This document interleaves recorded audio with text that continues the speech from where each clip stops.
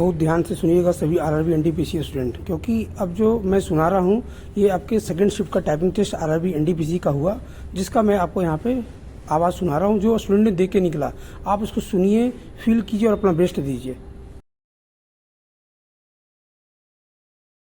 बताइए कैसे अंदर क्या किए?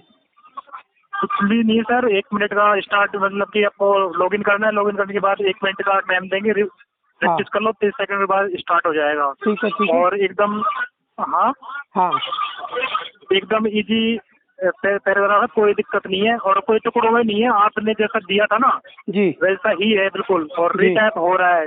ठीक है, मैंने पूरा टाइप किया, मेरे 2 मिनट बचे थे, मैंने रीटाइप भी किया था। बहुत बढ़िया बहुत बढ़िया।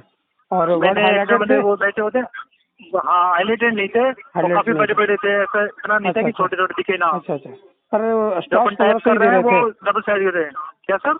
स्टॉक्स 1500 ही थे? समझ में नहीं आया सर। स्टॉक्स जो था वो 1500 ही था?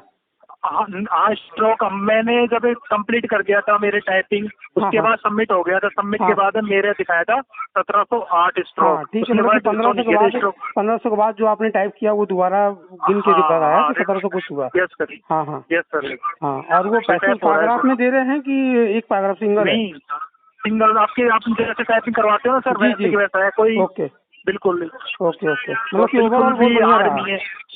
हाँ एकदम बढ़िया सर। चलो okay, thank best you of sir. Luck. Okay आपने ओके, बेस्ट ऑफ लक।